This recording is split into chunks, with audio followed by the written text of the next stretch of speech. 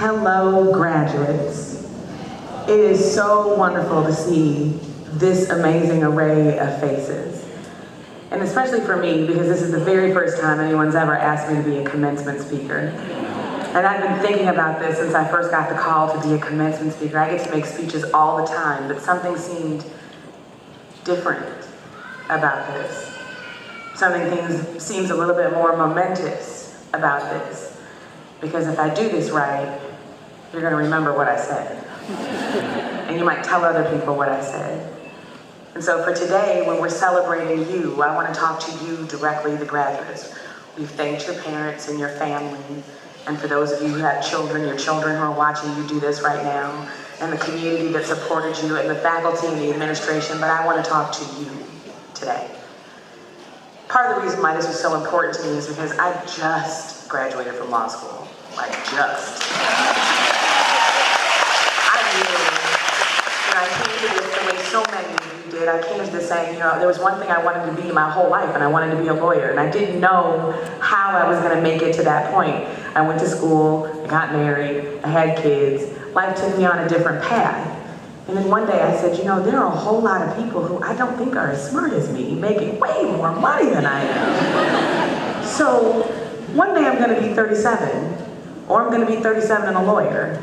But either way, I have every intention of being 37, so why not just go for it? So I literally took the LSAT blind, and I applied to one school.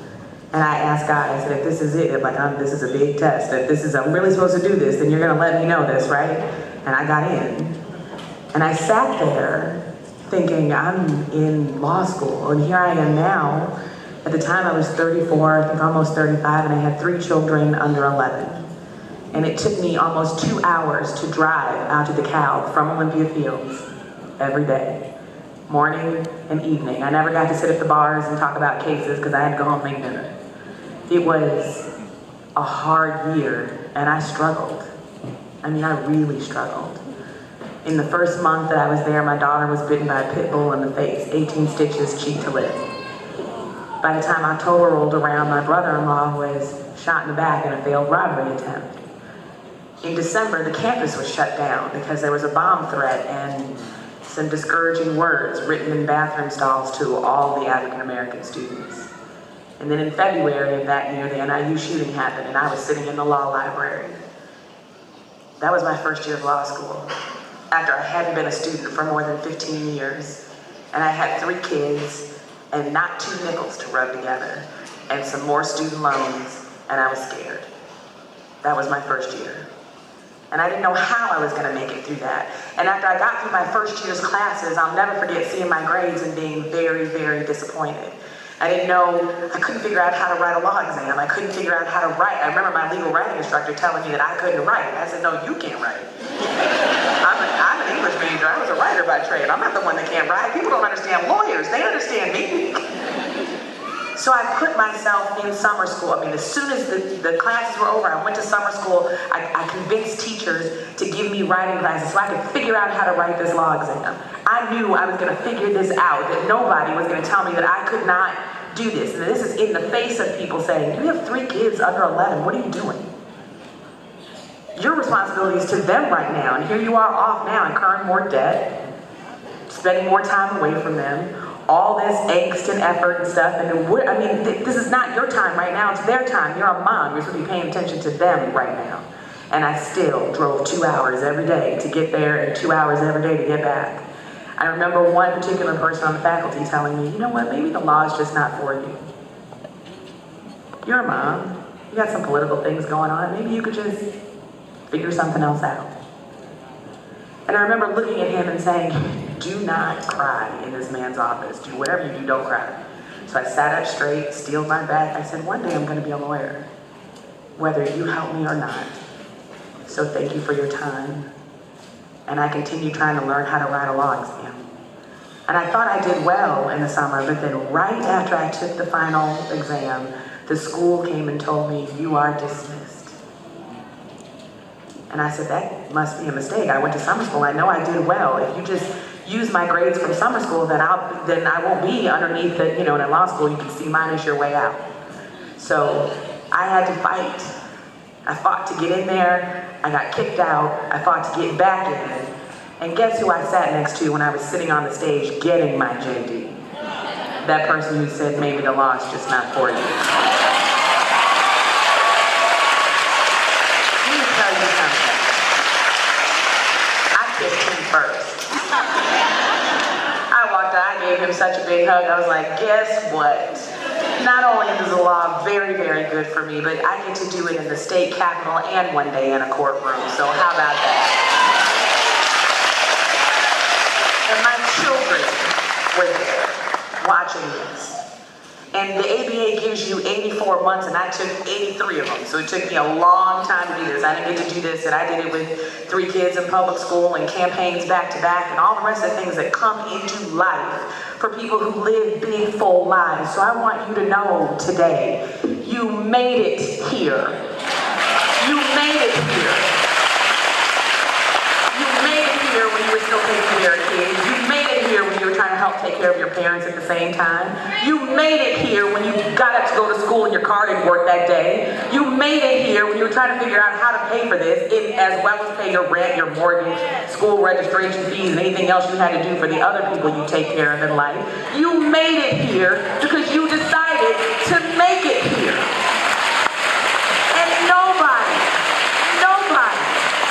will invest in you if you don't invest in yourself. So I'm looking at you with your caps on and with the stoles on at this graduation, and I know what it feels like to make it here today and have everybody that you love watch you and celebrate you and say congratulations for what it is you did. And you need to understand that this is different than those kids who, have parents that can just write a check and pay for school. This is different than those folks that get, sent off to universities and they, it's just different. You did this in the midst of your regular, real, everyday lives. That's a little harder. So the fact that you made it here means you didn't do less than anybody else. You did more than most other folks to be here today because you made it here.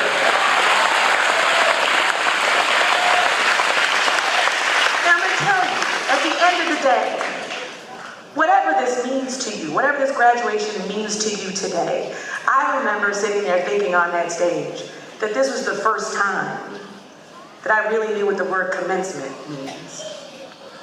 I thought about graduation, like when you graduate, you finished it. Like, I did it. I finished it. And I do need to say thank you for letting me wear something where I didn't have to suck in my stomach. This is really comfortable to stand here for my first commencement speech.